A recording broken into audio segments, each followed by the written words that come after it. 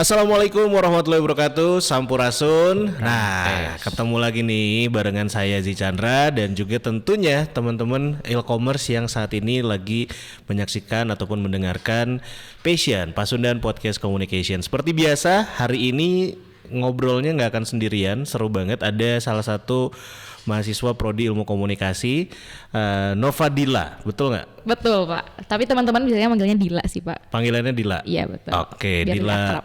biar lebih akrab. Dan nggak cuma itu, saya juga kedatangan staf manajemen Prodi Ilmu Komunikasi, ada Bapak Ersyad Mutakin MIKOM. Apa kabar Pak Ersyad? Baik, alhamdulillah. Waduh, luar biasa ya. Jadi kalau sehari-hari di staf akademik Prodi itu Saya ngerjainnya... di staf akademik itu Butrias. Oh, berarti Bapak di staf Tugas akhir, penyusunan skripsi kayak gitu. tugas akhir dan penyusunan skripsi. Berarti ini nih mahasiswa-mahasiswa tingkat akhir akan Iya, berurusan dengan Bapak ya. Tapi tetap urusannya sama penguji pembimbing. Oh iya benar. Tapi kan sebelumnya kalau daftar-daftar ini ngajuin judul. Iya. Itu kalau di tugas akhir dan skripsi kerjaannya ngapain aja nih Pak Ersyad? Ya Kalau boleh kayak tahu? ngeplot, pembimbing, penguji. Jadi kalau mahasiswa diuji sama siapa itu kurang lebih saya yang urus. Oh gitu. Terus kayak bahasa Sundanya tuh ngegebahkeun mahasiswa supaya beres skripsinya cepat-cepat. Ya Kan itu mahasiswa kurang gitu lebih ya, kadang-kadang ada fungsinya di saya. kalau lagi skripsi teh kadang rajin terus ngilang sampai dosen pembimbingnya teh lupa ya. Kayak kesebut nih Pak. Iya itu. Saya lagi ngecengin Dila sebenarnya. Dan masih yang lain. Tapi Dila kalau boleh tahu sekarang kesibukannya apa? Lagi nyusun skripsi katanya ya? Ya kebetulan juga nyusun skripsi yang setelah 2 bulan gak di apa-apain Pak saya setelah UP ya ampun. Terus juga kerja juga sih Pak sekarang. Kerja. Nah, salah satu tempat kerja Dila ini, terima kasih sudah mensupport podcast ini ya. Ini ternyata juga bareng-bareng ada teman kita Dika dari Prodi Ilmu Komunikasi juga Iya, ya, betul. yang punya saham di sini Asik. ya.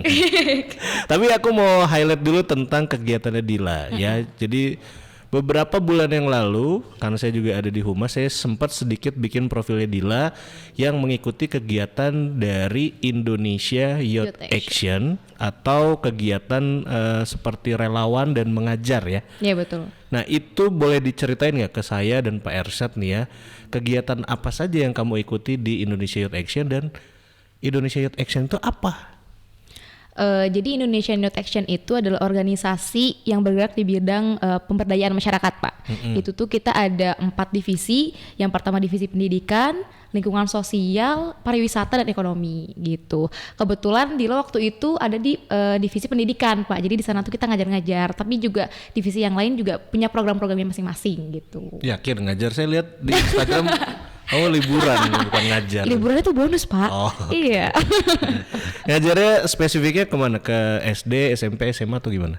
Karena Dila waktu pas kegiatan pertama itu ada di Pulau Sebatik Pak di Kalimantan Utara, itu Dila ngajar di SD dan MA gitu. Itu ada di Tapal Batas kalau Bapak tahu. Itu perbatasan antara Indonesia dan Malaysia. Oh. Sekolah Tapal Batas itu. Berarti kalau ini misalkan di tempatnya Dila nih ya, kaki kanan ada di Malaysia, kaki kiri di Iya, Indonesia. iya gitu. betul Pak. Ya udah ngerasain udaranya Malaysia lah ya. Nggak jauh beda ternyata. Oke, itu kegiatan berapa lama Dil kalau boleh tahu? Total kegiatannya itu seminggu. Cuman kan ada extendnya Pak kalau Dila. Oh. Nggak sih. Itu still Pak lama di perjalanan. Perjalanan kan udara iya, laut iya, darat iya. Berarti kalau naik pesawat nih dari mana? Dari Bandung atau dari Jakarta? Dila dari Jakarta, dari Sota kan Pak.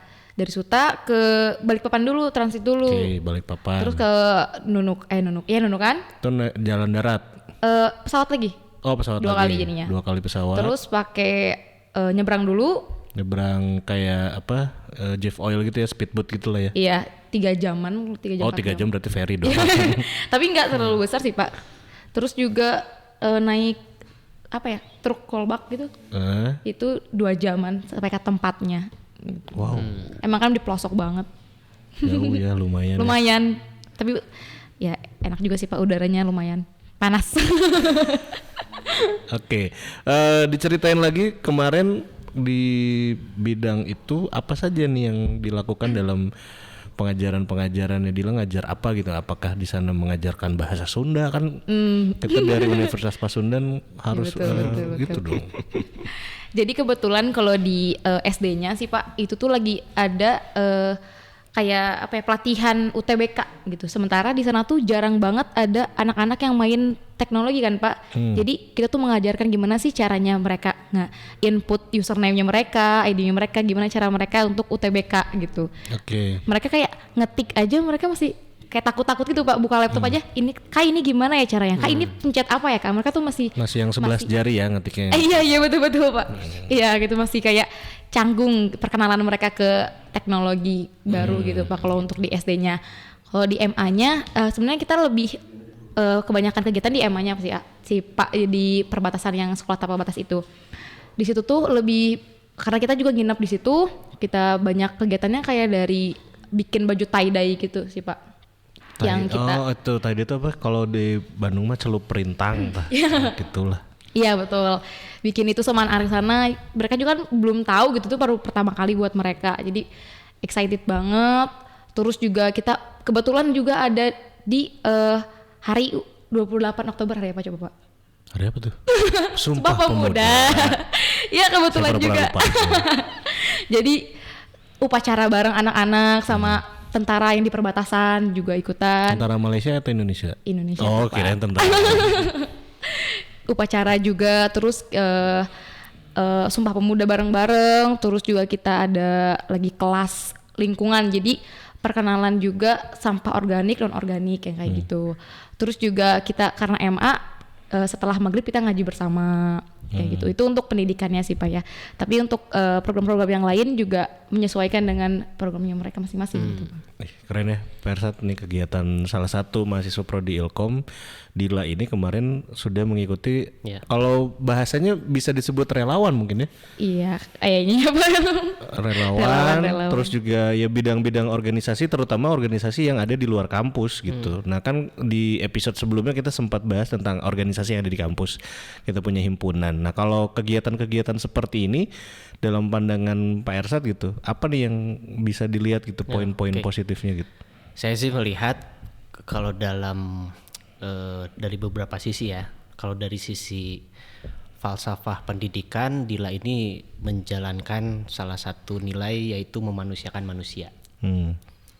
Kan di era modern sekarang ini banyak yang orang melihat manusia itu justru harus dieksploitasi, harus diambil apa manfaatnya, lalu dijual sebagai sebuah komoditas. Baik itu sebagai seorang buruh ataupun apapun itu kan prinsip-prinsip masyarakat modern seperti itu. Nah Dila coba masuk ke dalam sebuah wahana di mana Dila ingin membuat sesuatu itu menjadi idealis kembali, yaitu ingin memanusiakan manusia. Kan itu falsafah penting dalam dunia pendidikan. Jadi bagaimana caranya kita bertemu manusia itu diemansipasi, ditinggikan derajatnya. Jadi bukan diambil, dieksploitasi, dijual apa yang bisa dimanfaatkan dan lain sebagainya, tapi betul-betul melihat seorang manusia itu menjadi sahabat, menjadi sebuah partner, sehingga manusia itu menjadi terperdaya.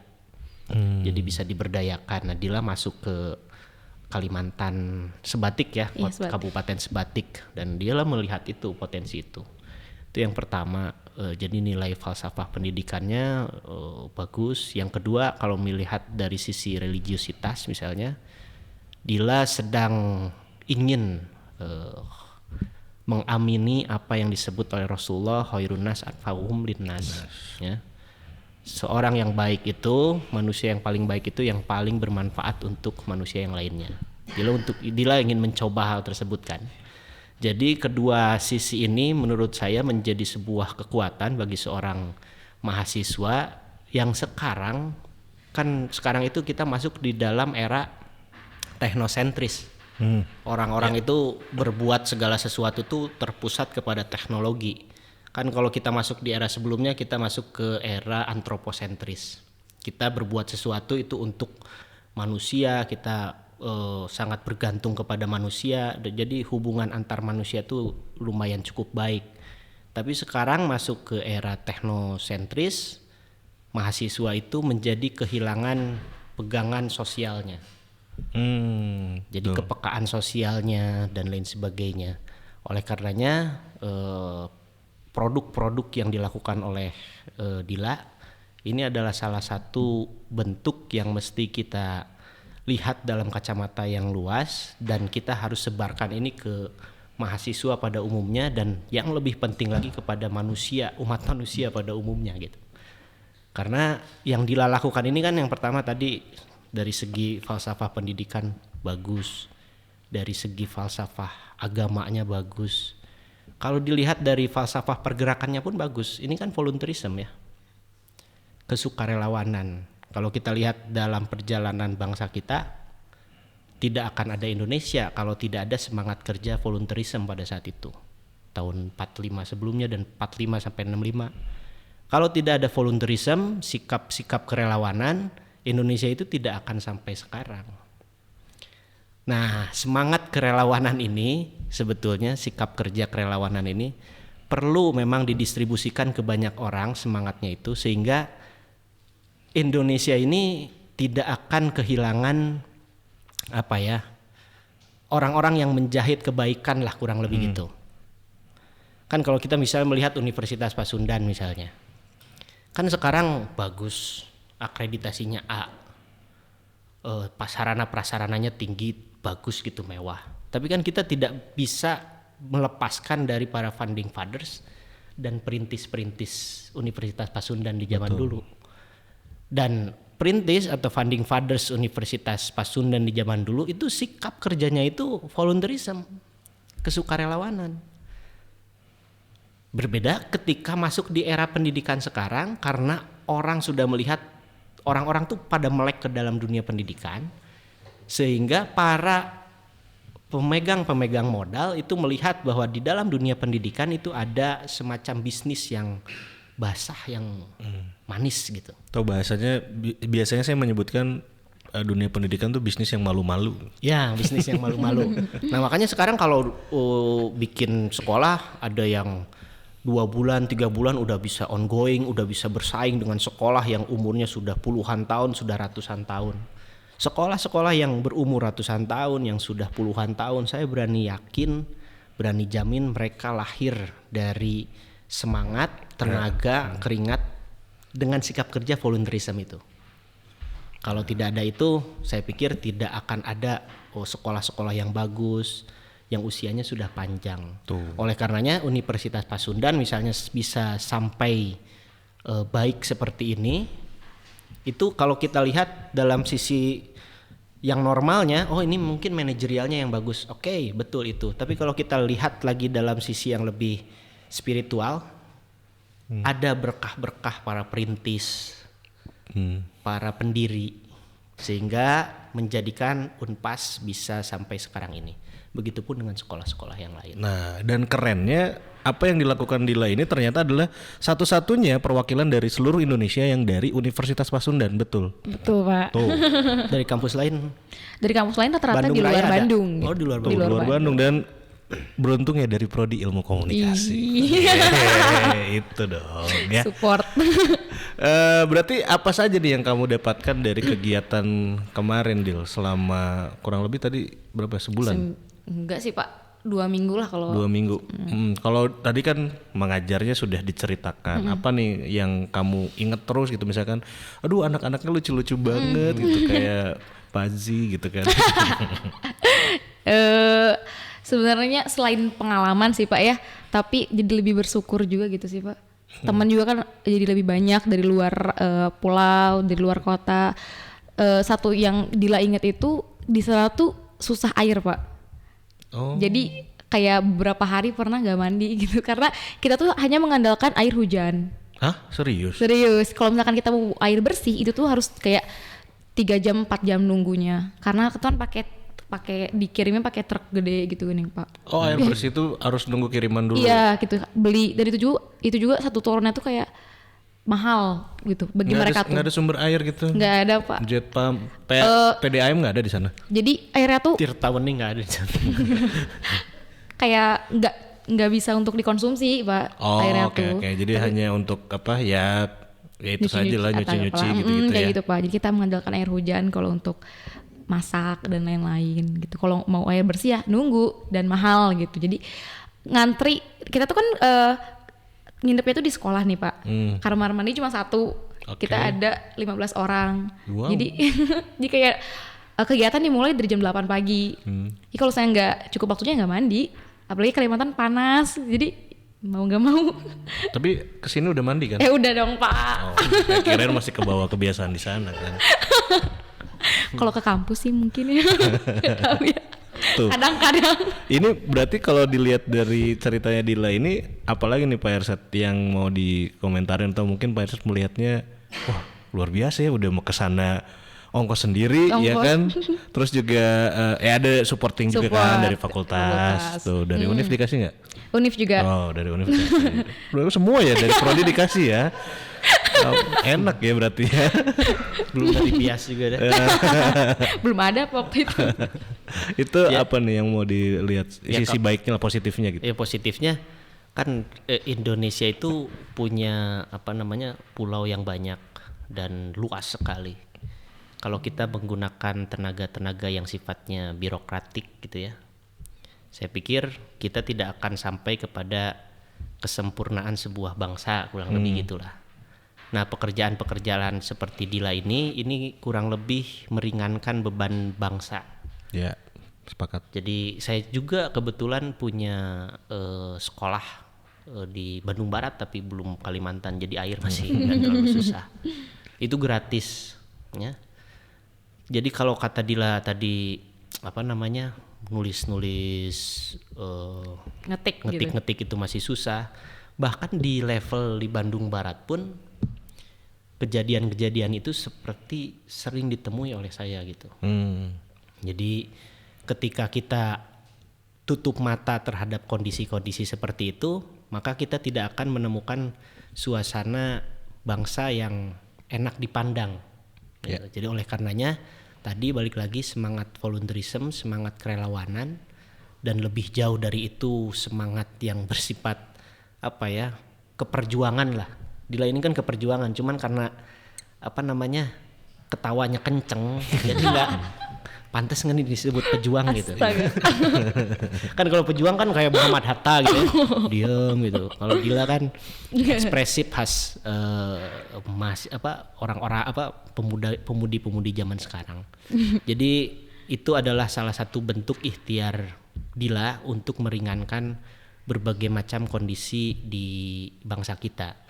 Nah, namun yang terpenting juga bagi seorang komunikator atau seorang orang komunikasi, Dila ini sedang menjalankan sebuah produk, kalau kata jargon Habermas itu tindakan komunikatif.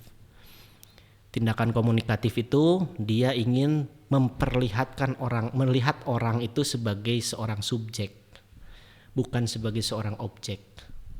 Jadi kalau sebagai seorang objek itu khas masyarakat modern, dia dihisap ya sebesar-besarnya kemampuannya tapi dibayar rendah gitu. Itu kan khas masyarakat modern gitu.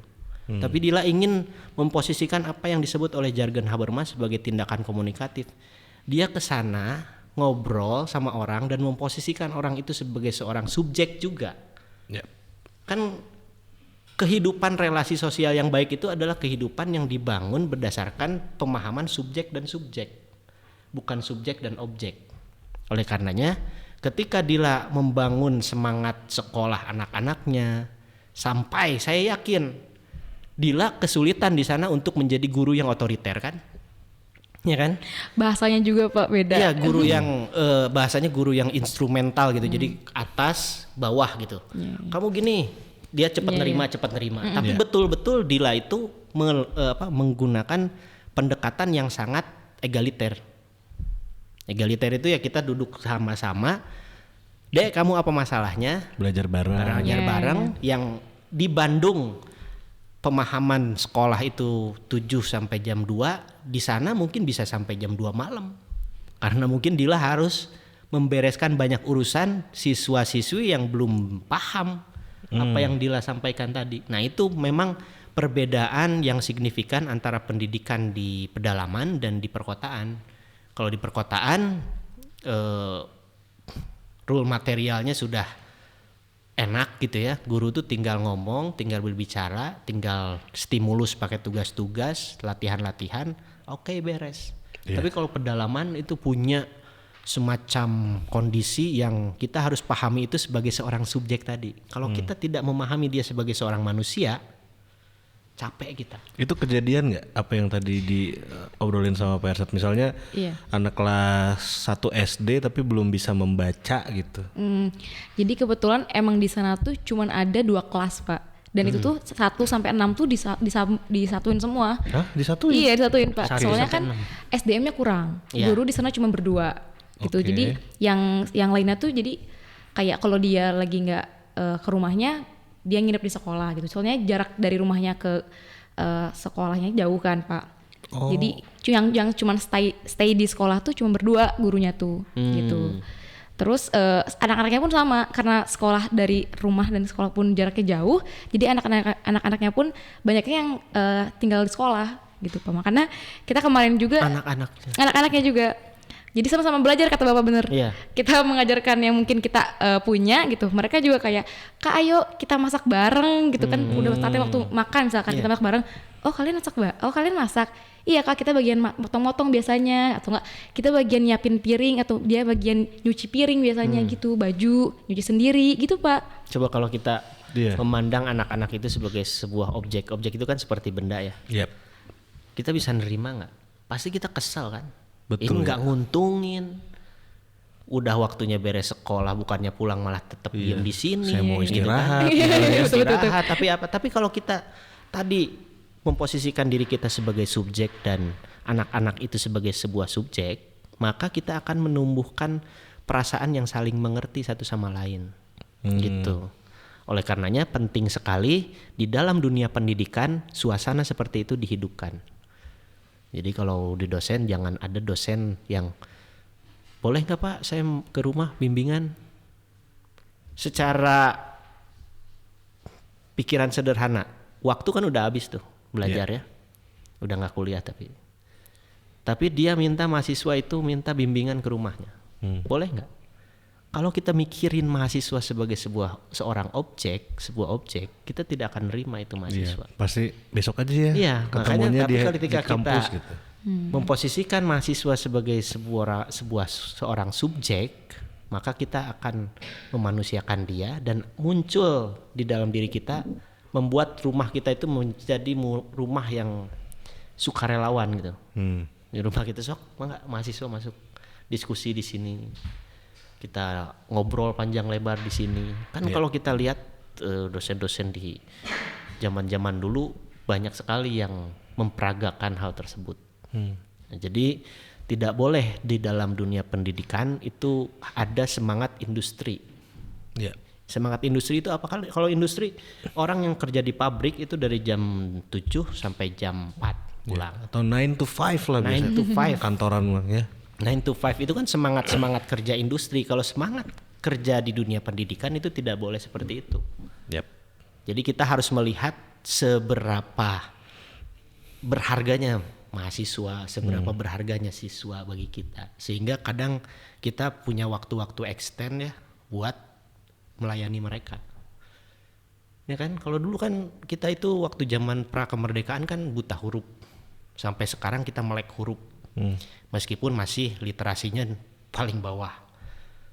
Tapi berkat kerja sukarelawanan pada saat itu, kita berhasil keluar dari bayang-bayang buta huruf Indonesia tuh. Yep. Zaman dulu digaji nggak gurunya kan? Iya, belum tentu ya. Belum tentu. Nggak ada itu semangat industri. Nah makanya saya kritik keras pengajar-pengajar yang punya pola pikir industri. Kita nggak boleh lah kayak orang industri. Betul. Kita itu ngurusin manusia. Kalau mereka wajar orang industri kayak gitu karena mereka ngurusin barang, bikin handphone. Jadi betul-betul sudah terukur. Tapi kan kalau manusia itu kan sangat dinamis, ya kan? Ya. Saya tuh kayak ngajarin MPK kuantitatif. Itu kan pelajaran ya mata kuliah yang bikin mudeng katanya. Metode penelitian Sama saya kualitatif. satu mahasiswa dipelototin, diperhatikan, diajak ngobrol waktu di kelas tuh. Keluar kelas dia masih menanyakan hal yang sama. Iya. Itu kan? Berarti kita memahami manusia itu tidak bisa instrumental, tidak bisa seperti barang. Kalau kita unlock buka kayak barang aja kayak handphone gitu kan. Iya. Sudah ada SOP yang jelasnya. Kalau manusia tuh dinamis. Ketika ditanya kamu kenapa susah banget pelajaran masuk? Ya Pak, orang tua saya cerai, bisa gitu. Banyak persoalan-persoalan behind the skin-nya gitu ya. Kurang lebih jadi mengharuskan dia untuk jadi susah menerima pelajaran. Atau mungkin baru putus ya kan, wah, gitu-gitu kan kita Kayak nggak tahu. Kayak misalnya barang. Ini bisa nggak dia menolak kalau kita suruh dia kerja? Nggak bisa kan? Nggak Dia bisa. nggak punya perasaan. Kalau habis baterai aja kita ganti baterainya. Tapi kalau manusia rumit di dalam dirinya kan, ada jiwa, ada perasaan, ada pikiran, ada hati dan lain sebagainya. Sehingga kita tidak bisa di dalam dunia pendidikan kayak yang dilakukan Dila. Itu udah bener. Dan Dila pun merasakan ya apa yang dirasakan dosen-dosen selama ini. Kami dengan sabar ya kepada mahasiswa-mahasiswa yang ada di Unpas, di ilmu komunikasi terutama. Wah, luar biasa. Itu Betul. kerja keras ya dan merasakan kan? Merasa Pak, soalnya pas bikin baju itu kan Pak, udah dikasih tahu kan step by step ya. Anak-anak kita ntar gini ya adik-adik, kita adik gini adik-adik gini adik. Kak ini betul Kak? Kak ini betul Kak? Kak ini betul? Setiap stepnya tuh mereka tanyain lagi, Pak Kak ini betul Kak? Iya betul adek gitu-gitu. Kalau itu kamu persepsikan sebagai sebuah barang rek kumahakeun. Babetkeun kan? Babetkeun kan? Ya.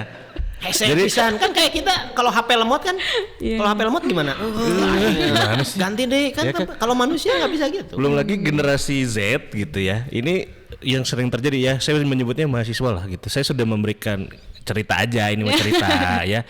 Ya teman-teman, ini tugasnya gini ya. Ini ya diumumin lagi di grup. Tugasnya saya share lagi di grup. Masih ada yang nanya, "Pak, tugasnya gimana?" Kan kalau saya sebagai manusia, kalau laki-laki mau udah ditonjok gitu ya. Ya belum lagi kan Dila saya yakin waktu saat melakukan kegiatan-kegiatan pendidikan di sana pasti lebih banyak hubungan-hubungan yang jarak dekat gitu ya sama siswa-siswa tuh. Ini kan ada sebuah konsep di dalam ilmu komunikasi kan. Yap. Ada yang disebut jarak proksemik itu. Betul. Jadi jarak sekitar 5 meter, jarak kalau 1 senti itu intim, jarak 5 meter kalau tidak salah itu jarak personal, lebih dari itu jarak sosial. Nah selama ini kenapa pendidikan kita itu tidak efektif? Saya merasa guru-guru itu, pengajar-pengajar itu melakukan pendekatan ngobrol, ngajar itu yang jaraknya jarak sosial. Dila lebih gampang dikasih tahu sama guru atau sama orang tua? Lebih banyak meneladani orang tua kan? Karena banyak apa? Ada hubungan intim, ada hubungan personal. Padahal seharusnya hal tersebut sekarang bukan hanya orang tua tapi ya guru juga bisa melakukan hal tersebut gitu ya. Apalagi kan di kondisi sekarang gitu ya, di dunia pendidikan sekarang PR-nya berat Pak. Dalam hal ini banyak orang tua murid atau orang tua mahasiswa terutama menitipkan kepada kampus, nih bimbing anak kami jadi calon sarjana yang sukses. Dan merekanya sibuk bekerja. Begitu anaknya pulang ke rumah nggak ketemu bapaknya, bangun nggak ketemu ibunya juga kan gitu. Nah itu kan salah satu tugas besar juga yang sebenarnya bukan hanya dari orang tua tapi dari kami juga para pendidik dan pengajar gitu. Tapi memang bedanya kalau di pendidikan tinggi itu banyak aspek kognitifnya ya, kognitif, analisa kayak gitu. Jadi bagaimana kita membentuk mahasiswa itu seperti itu. Tapi ketika masuk di organisasi intra, organisasi ekstra, maka ada penanaman nilai yang lain gitu. Oleh karenanya penanaman nilai yang paling efektif itu memang sekolah dasar sampai sekolah menengah atas. Kalau udah mahasiswa rasa-rasanya pika sebelena Kan kalian nafsunya ya. sudah menyandang gelar maha ya gitu. Bahkan dosen aja nggak punya maha dosen. Iya, harusnya lebih Ya. peka Tapi masalahnya lagi. kan gini, kalaupun memang mahasiswa itu ditantang untuk berpikir kritis, berpikir analitik, tapi kan kita sampai sekarang belum ada dalam suasana mahasiswa yang kalau dalam kurikulum tuh high order thinking skill gitu ya. Jadi dia bisa berpikir besar, bisa menganalisa sesuatu yang rumit. Sekarang mahasiswa banyak yang memilih jalan-jalan instan. Iya.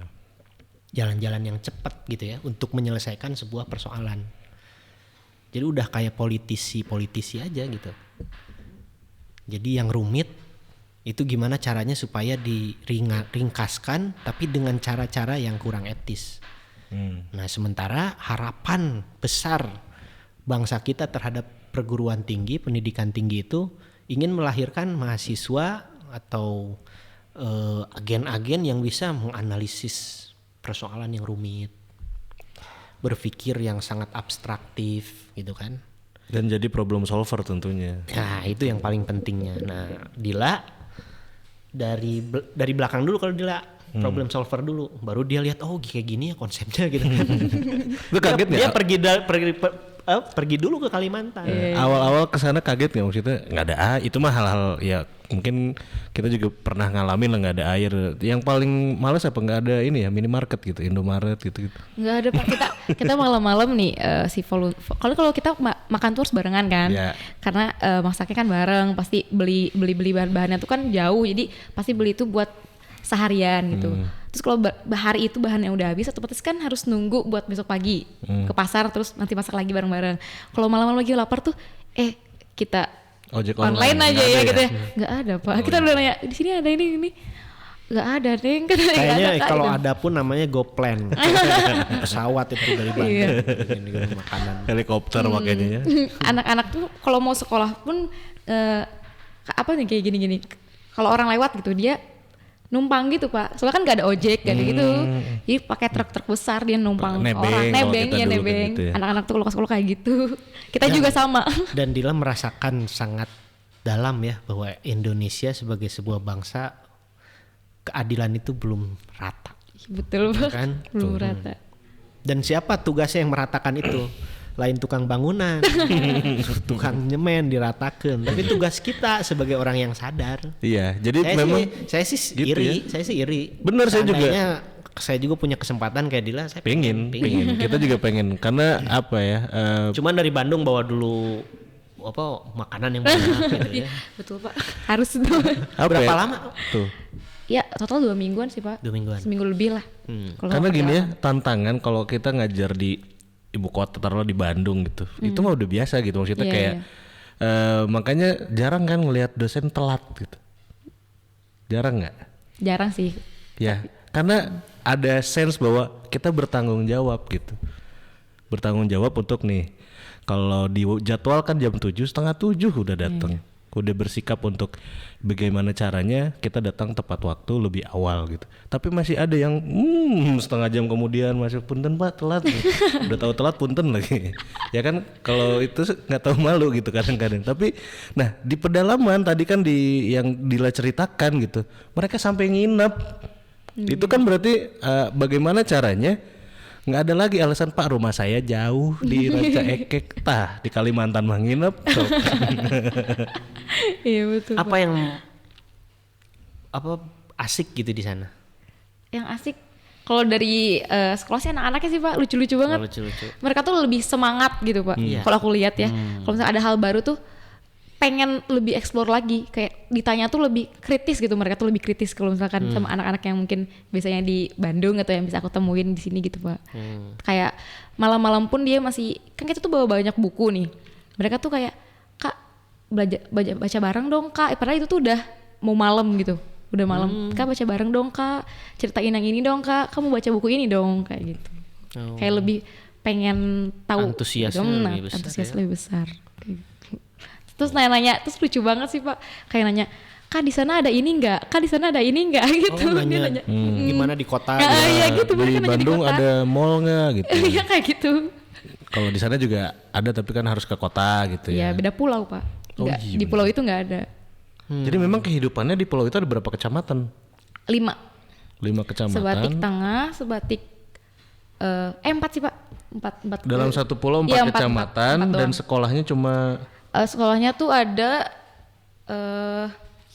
berapa ya Pak? Aku kurang tahu sih Pak, cuman yang Dila tempatin tuh yang di perbatasan gitu. Itu tuh jauh dari mana-mana.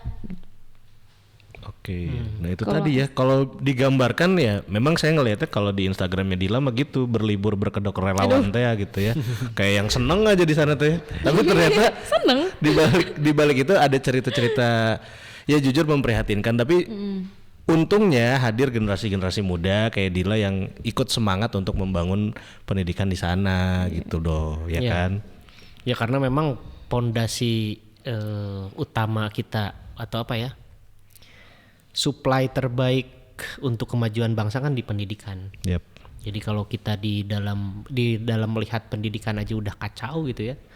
Ada orang yang butuh sekolah kita nggak bantu, ada orang yang butuh belajar kita nggak bantu. Ya maka kita sebagai bangsa apa namanya tadi pondasinya itu kita nggak punya. Jadi kalau kita mau maju, mau punya karakter yang kuat, maka pendidikannya yang harus bagus, yang harus merata. Di Indonesia belum merata ya. Ya. Ya Dila yang merasakan sendiri. Tuh, jadi ada sisi bersyukurnya kita tinggal di kota, terutama di kota Bandung, apalagi teman-teman yang kuliah di Unpas, di Prodi Ilmu Komunikasi sekarang dengan segala macam fasilitas yang ada di sini, Keren. ya kan? Tapi ketika melihat Dila kan dikirim nih perwakilan dari Bandung, khususnya dari Unpas, dari FISIP, dari Prodi Ilkom, melihat langsung di sana. Wah, jadi kepikiran kan bahwa nanti ke depan itu tuh salah satunya adalah penerus-penerus kita juga gitu, calon-calon pemimpin juga. Iya, betul. Kan kita nggak pernah tahu nanti anak kecil yang Dila ajar di Pulau Sebatik tahu-tahu jadi bupati di masa depannya gitu kan. Aku dulu sama Kak Dila loh.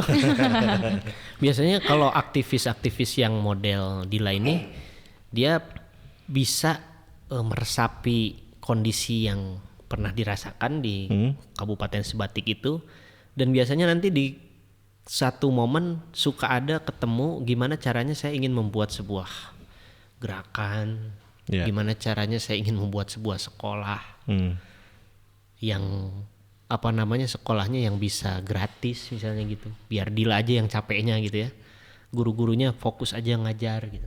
Biasanya aktivis-aktivis model Dila ini karakteristiknya tuh seperti itu. Ya, dan mulai kepikiran kan maksudnya setelah udah lulus nih dari sono gitu, udah lulus maksudnya udah selesai bertugas di Pulau Sebatik. Aku kalau punya rezeki berlebih mungkin mau ngirim buku buat teman-teman di sana, bener gak sih? Iya, pastilah Pak. Kayak gitu. Ya kalau ngirim buku sekalian. Tapi harapannya sih kalau saya sebagai seorang dosen, kan ini taruhlah anak didik gitu ya. Saya pengen dia punya mimpi yang sifatnya jangka panjang. Bikin sekolah, Gerakan yang besar gitu ya. bikin institut gitu, bikin foundation apa gitu. Sehingga betul-betul apa yang dialami di masa muda itu betul-betul membentuk karakter. Dila Foundation. Jangan juga Foundation waktu bukan saat make up ya. jangan juga waktu saat remaja dididik menjadi seorang insan yang sangat punya menjunjung tinggi nilai kemanusiaan, tapi ketika sudah masuk ke fase dewasa menjadi kapitalis edan. Ya kan? Nggak boleh juga. Janganlah, sayang gitu. Kalau kita sudah membentuk fondasi latar kebiasaan kita tuh, misalnya tadi volunteerism apa itu, coba terus rajut sehingga kita menjadi orang yang besar. Kayak yang punya sekolah Cikal ya, adiknya Najwa Shihab itu, Najila Shihab itu kan awalnya gitu, dia volunteerism terus taunya di setiap kota ada orang-orang banyak yang ngikutin, padahal dia buat sekolah Cikal namanya. Saya pikir harganya bisa harga relawan, ternyata wah luar biasa. Wah luar biasa harganya. Tapi itu dari semangat itu tadi volunteerism. Dan kalau tidak salah kan kayak gubernur Jakarta kan dulu ya ada Indonesia mengajar. Pak Anies bikin ya. Jadi ada orang yang bisa sampai ke dalam puncak kesuksesan dengan aktivitas volunteerism itu. Tapi ini Perset kayaknya sambil diminum dulu. Oh iya, ini saya udah dari tadi katanya tuh. ini katanya punyanya Dila ya? Atau apa? temannya nitip dari mana sih ceritanya? Jadi apa sih bias-bias itu tuh? Aduh Pak. Sambil minum ya. Boleh Pak. Jadi bias-bias ini tea house Pak, tea house di Bandung. Ada di Jalan Bengawan nomor 72. Oh, jadi sekarang kesibukannya Dila selain lagi nyusun skripsi sambil bekerja juga di sini. Iya Pak, bias-bias. Makasih lo udah support lo. Oke, makasih juga loh udah support lo masuk sini. Bias-bias ya. Minuman terbaik se-Asia Tenggara. Ini yang Bapak minum di Magical Blue. Magical Blue. Iya. Ini variannya Magical Blue. Magical Blue. Kalau yang ini? Yang Bapak ini Mango Mint. Mango Ini Mint. Sultan Strawberry. Oh, gitu. oke. Tapi ini pure tea ya, pure teh ya. Ini tuh namanya kalau misalkan di dunia Kan kalau yang teh tuh- kayak apa? Chat time kayak gitu kan? Itu blend atau susu kayak gitu. milk base itu. Ada itu juga. Ada juga. Oh, ada juga. Kita si base-nya di tea, basicnya di tea. Tapi ada kita juga banyak variannya Pak. Ada di milk base gitu. Terus juga bisa campur kayak refresher. Kalau refresher itu dikasih potongan buah. Itu lebih seger lagi gitu. Kalau misalkan mau Kok nggak ada? Saya nggak ada sih, saya maunya yang itu tuh. kita aslinya Udah kan yang dikasih nawar lagi. best sellernya Pak ini best sellernya yang basicnya. Kalau di dunia teh itu namanya mixology katanya Pak. Mixology. Ini tea blend dari Tizen sama Origin. Ini store-nya di mana bias-bias ini? Di Jalan Dila? Bengawan Pak, nomor Jalan 72. Bengawan nomor 72. Iya. Nah, mampir ya buat teman-teman Ilkomers ataupun ya kita ngajaklah semua teman-teman Ilkom mampir ke Bias. tempatnya Dila bekerja dan juga salah satu teman dari Prodi Ilmu Komunikasi juga. Kita sukseskan mereka yang tentunya sedang merintis usahanya. Nah, ini sudah support podcast ini juga keren banget. Jadi caranya tadi datang ke Jalan Bengawan atau bisa follow Instagramnya ya. Tuh. Ada di sini nih. Saya mau ngerjain editor. Di sini. Silakan di sini ya di follow karena akan ada voucher senilai 15% potongan harga untuk kamu nanti yang ikut follow di sini, follow @bias-bias .forever_tea. Pertama follow ya. Udah gitu boleh di screenshot lagi ngobrol kita di sini atau tinggal komen postingannya aja ya. Betul. Komen di postingannya @bias_forever_tea, langsung komen di sana, ramaikan dan di tag ke IG-nya Dila nih. Biar dia keganggu ya. gitu ya. Makasih Jadi loh, Pak. kita akan kasih 5 voucher ya buat yang sudah menyaksikan podcast ini. Teman-teman tinggal follow dan komen di bias-bias forever tea terus di tag IG-nya Dila biar dia keganggu. Nah, kita mau lanjutin lagi obrolan ini ya Pak Ersat. Jadi sebenarnya Dila tahu nggak kegiatan-kegiatan di luar kampus seperti yang Dila lakukan ini itu bisa dikonversi menjadi SKS di dalam kurikulum Merdeka Belajar Kampus Merdeka. Aduh belum tahu lagi Pak. Ih, Ya jadi bisa Bisa jadi tuh, Pak. sekitar 4 SKS. tuh. Kamu kemarin konversi nggak? Pertanyaan. Belum, nggak tahu kan Pak untuk informasinya nih. Sekitar 4 SKS Tuh, tapi dengan Pak Ersat, catatan harus ada reportnya. Jadi selama kegiatan itu dibuat reportnya sama kayak KPT lah. Laporan nih, Ya, katanya. nanti di presentasikan ke jurusan udah beres itu. Lumayan Pak, 4 ya Pak. Karena kan semangat pendidikan kita sekarang lagi bagaimana caranya melatih kemandirian, kepemimpinan bukan dalam sesuatu yang halu gitu. Tuh. Jadi kepemimpinan kayak di kampus gitu ya. Tapi betul-betul kepemimpinan yang real life gitu. Jadi masuk ke dalam pedesaan, masuk ke dalam persoalan-persoalan masyarakat, sehingga itu bisa jadi sebuah poin plus dalam akademisnya. Nah, Gitu. Sekarang semangat pendidikan tuh di situ. Iya. Semangat pendidikan tuh di situ. Kalau dulu kan kita tidak mengenal kalau orang mau jadi orang beraktivitas misalnya kayak kamu ke Kalimantan sama dunia kampus itu kayak yang jalan masing-masing. Kalau sekarang tuh betul-betul ngeblend gitu ya supaya kampus juga bisa menjadi solusi untuk masyarakat. Jadi kan Tridharma Perguruan Tinggi penelitian, pengajaran dan Pengabdian pengabdian kepada masyarakat tuh nanti bentukannya tidak hanya formal. Jadi misalnya kita datang ke desa-desa bikin pengabdian Pelatihan. tapi betul-betul nanti menjadi sebuah gaya hidup insan kampus. Jadi kalau keluar dari kampus betul-betul jadi insan pengabdi gitu. Nah, secara Bukan nggak langsung pengabdi setan. bukan dong. Insan pengabdi. Iya. Jadi masuk jadi udah kayak apa ya? Gaya hidup gitu. Ya, Kan jadi lifestyle harapannya Tridharma perguruan tinggi itu kayak gitu. Kayak mahasiswanya ngelihat masalah, diteliti apa, dianalisa apa, dapat tuh penelitian. Masuk ke masjid ada madrasah yang gurunya kok nggak asik gitu, kamu ngajar di situ, masuk aspek pengajaran.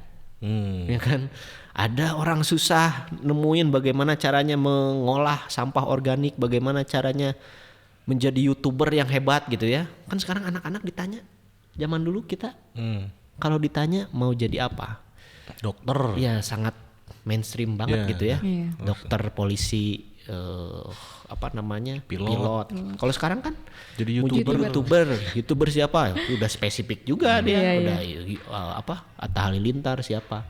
Makanya ketika kita masuk ke masyarakat, kita betul-betul menjadi semacam kegembiraan gitu. Kan kalau jadi orang enak kalau kita pas datang mereka menjauh, atau kita yang belum datang tapi ditunggu-tunggu.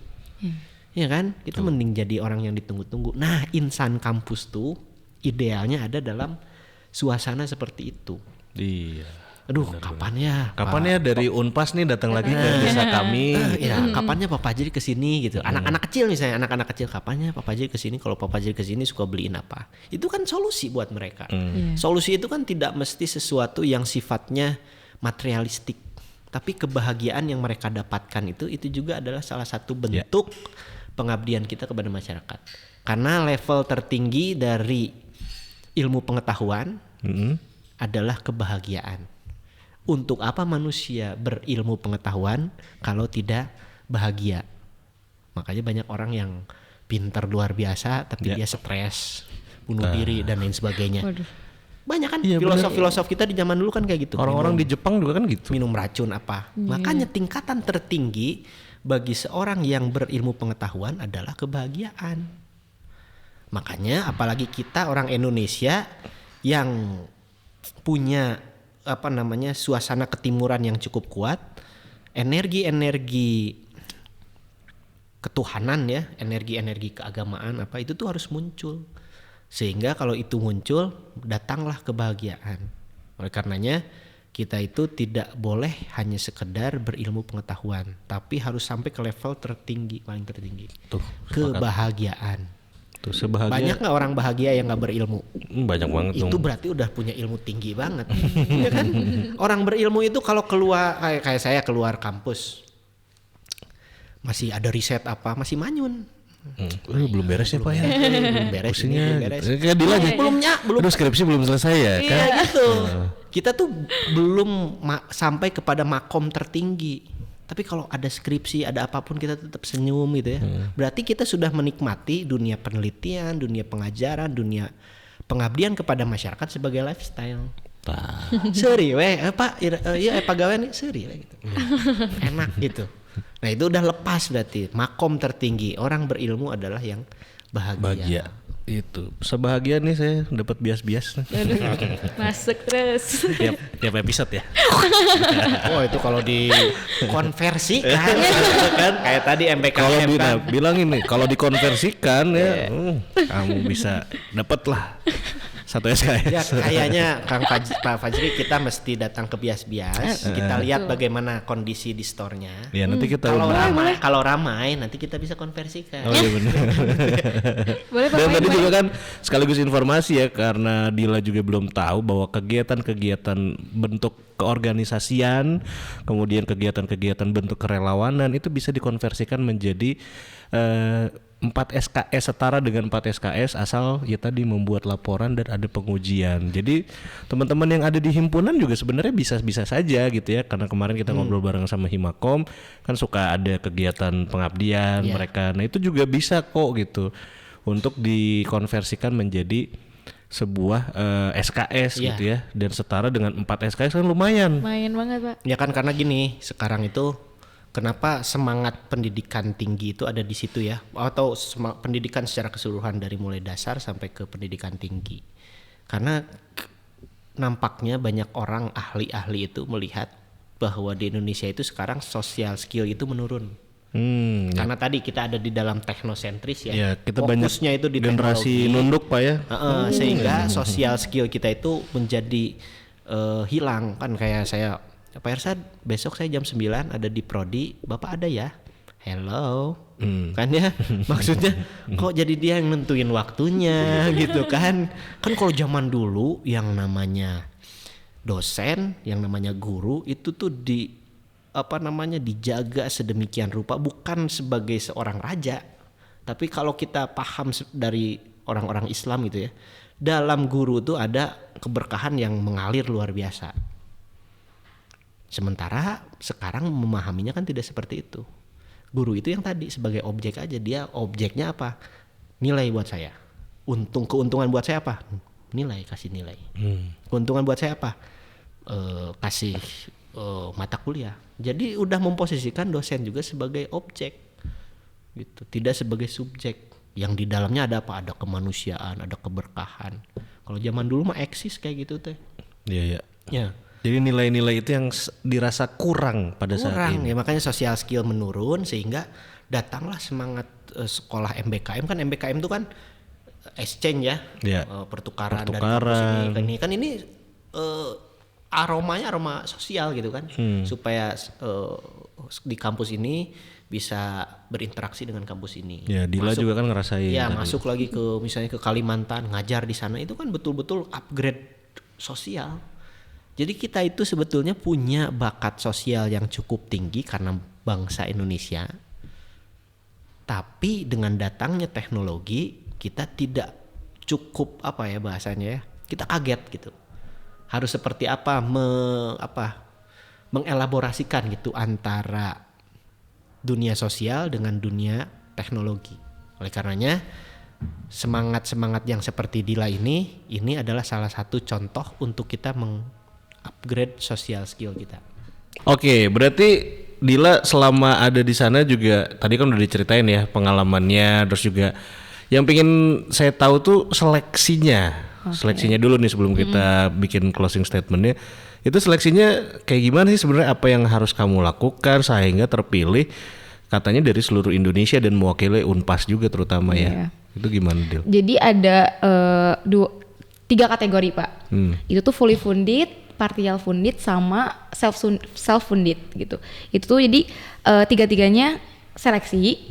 Kalau misalkan seleksi yang fully funded tuh 100% dibayarin sama NGO-nya. Gitu. Yang partial funded itu setengah, yang self berarti sendiri gitu. Dia mengajukan ingin volunteer di sini gitu, bayar segini gitu, Pak. Kamu masuk yang? Aku tuh kan itu 10 orang yang partial, aku yang 11. Jadi aku kayak merasa greget banget karena satu lagi aku fully gitu. Oh, oke. Berarti setengah ya? Jadi aku setengah, makanya kan dibantuin pas. Oh benar.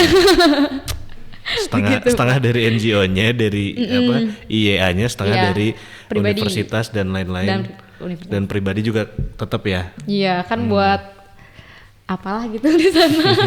Iya buat ini ojek online. Nggak ada Pak. Berarti seleksi, ya? Selama mengikuti kegiatan tersebut ya, apa nih yang mau di-share sama teman-teman e-commerce terutama, dan juga mungkin apa yang kamu rindukan dari adik-adik yang ada di sana yang kalau perpisahan tuh gimana, nangis-nangis nggak? Iya iyalah Pak, sumpah. Soalnya kan kita terbawa suasana gitu. Itu nyanyi lagu kemesraan gitu nggak di unggun gitu kayak Makrab? Enggak sih Pak, cuman nyanyi bareng-bareng paling kayak gitu.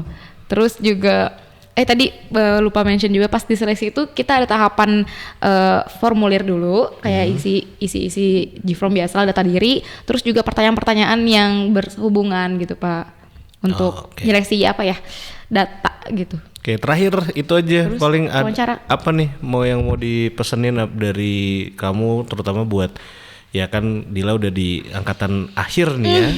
Adik-adik mungkin yang lagi nonton yang mau ngelanjutin ke sana atau pengen bikin jadi relawan-relawan yang lain lah, nggak harus ke Kalimantan juga kan, masih banyak daerah lain gitu. Kalau dari aku sih jangan takut keluar dari zona nyaman sih Pak. Iya, zona nyaman. Ya, anaknya kan? 420 banget.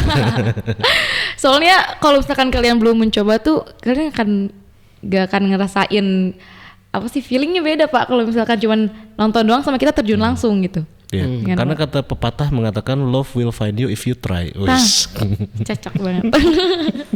Iya gitu sih Pak. Ya hampir kayak gitulah mirip-mirip ya. Jadi jangan takut, terus nggak boleh ada di zona nyaman, itu aja ya. Peka juga sama sekitar. Nah itu yang paling penting. Kalau dari Pak Ersat mungkin ada pesan-pesan juga baik buat Dila dan buat teman-teman mahasiswa prodi ilmu komunikasi yang lain yang nonton gitu tentang spirit obrolan kita kali ini gitu. Ya, mungkin yang mesti disampaikan kan ini kegiatan yang sifatnya aktivisme ya. Seseorang yang melihat sebuah persoalan lalu terjun dan ingin berbuat sesuatu. Nah, tentunya kita harus menaikkan level kita sebagai seorang insan gitu ya. Kalau orang dulu cuman melihat di TV, baca-baca buku, maka kita disebut seorang aktivis. Berdebat di ruangan BEM, berdebat di ruangan-ruangan kampus, maka kita harus lebih berkelas lagi. Sama halnya seperti kita di kereta lah ya, ada ekonomi, ada eksekutif. Nah, kurang lebih aktivisme kita tuh harus kelasnya eksekutif. Kelas eksekutif itu apa? Yang betul-betul bikin orang nangis, bikin orang takjub, bikin orang merasa kehilangan kita ketika kita pergi dari dia. Yang tadi disebutkan bahwa ilmu pengetahuan itu harus bisa mendelivery kebahagiaan buat orang banyak. Jadi kalau kita sebagai insan kampus, mau itu dosen, mau itu mahasiswa, kalau kebahagiaan itu masih ada di dalam pikiran kita gitu ya. Oh, saya baca ini, oh menarik juga ya. Oh, ternyata mazhab Frankfurt tuh gini, oh mazhab Chicago tuh gini komunikasinya. Oh, kata orang tuh kayak gini ya komunikasi tuh. Tapi kita masih bahagia tuh di pikiran kita. Itu kan sifatnya masih halusinasi gitu kurang lebih. Nah, oleh karenanya kita harus lebih meninggikan lagi aktivisme kita baik seorang dosen ataupun seorang mahasiswa, sehingga kita betul-betul bisa menyentuh lapisan terdalam manusia. Apa itu? Hati nurani. Kan itu yang kamu lakuin ya Dila ya, sampai kamu mau pulang anak-anak nangis, kamu pun nangis. Itu kan apa? Dia bisa menyentuh lapisan terdalam yang dimiliki oleh manusia, hati nurani. Jadi kalau kita masih belajar ya Pak Fajri ya, mahasiswa masih iya, oh iya ngerti, kita masih menyentuh lapisan lapisan luar, halusinasi tadi masih ya, masih lapisan luar. Jadi kayak kita anak-anak kayak gini loh, komunikasi tuh A, B, C, dia paham, dia mengerti, ya kita baru menyentuh lapisan belum paling dalam. Tapi ketika mahasiswa itu menjadi nilai kehidupannya menjadi tinggi gitu ya, sikap dia dari yang malas belajar jadi semangat belajar, dia yang tadinya tuna etika menjadi sangat beretika sekali, maka kita sebagai seorang pengajar sudah menyentuh lapisan terdalam anak didik kita, yaitu hati nurani. Begitu. Dan jangan lupa juga tadi ya, apapun ketika kita belajar, buatlah semua pembelajarannya menjadi menyenangkan sehingga kita bisa bahagia. Nah, betul. Itu aja ya.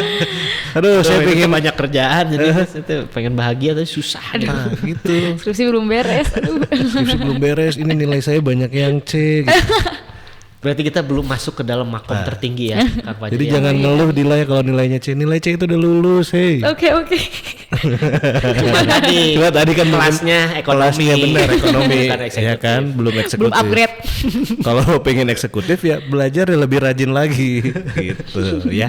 Oke deh, terima kasih teman-teman e-commerce yang sudah menyaksikan episode kali ini di Passion Pasundan Podcast Communication. Terima kasih sudah bergabung dan ikutan ya giveaway dari Bias-Bias. Nanti kamu bisa dapetin voucher senilai 15%.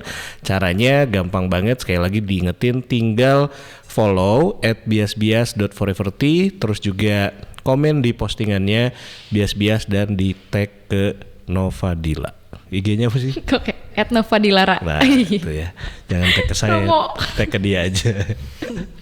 Oke, terima kasih. Assalamualaikum warahmatullahi wabarakatuh. Waalaikumsalam.